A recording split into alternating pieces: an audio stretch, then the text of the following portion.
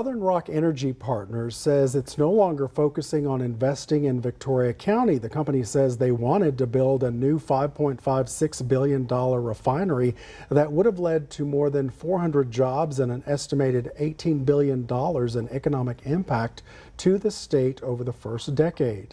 That's right. 25 News Now EB anchor Don Brubaker is in the studio with the director of the Victoria Economic Development Corporation and has more. Don. Thank you and welcome, sir. You know how it is in business. You win some and you lose some, but how unusual was it for Southern Energy to make this statement last week saying the deal with the VEDC and with the city was undone?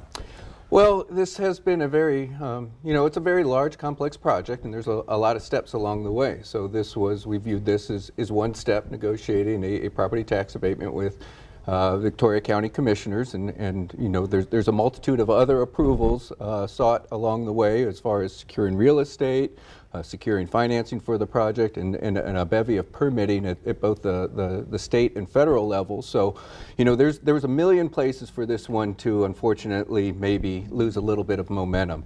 And we were always a little bit surprised to see a lot of the traction that this one got. Now, we're very excited about it, and I can only stress that a multitude of folks were working very, very diligently on this project, from the Port of Victoria Commissioners to Calhoun County Commissioners, and we all definitely want a project of this magnitude in our backyard. But we heard there was a lot of public coverage from this project, and we were trying our best to keep it moving in a positive direction. And right now, there's one hiccup, and we understand that there's a lot of frustrations, and unfortunately, this seems to be a pretty significant one on the project's behalf. But we still are very, very proud of Victoria being a great place to do business, and a lot of the hard work and effort that our friends and partners have put into this project. What do you sense was the biggest problem that stopped this deal?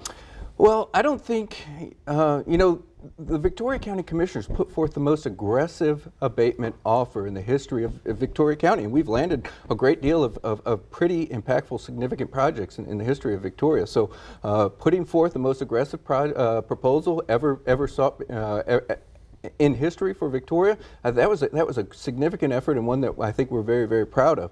But I think we also need to be cognizant of the fact that the commissioners, our partners at the port and VEDC, we're not organizations that have all our eggs in one basket. We're working a multitude of fantastic projects right now. We announced one last week with Dow and X Energy. There's another potential one at that campus, as well as a rare earth element project that we've negotiated terms with, and First Ammonia, a project announced at the Port of Victoria with an intent to develop this past year.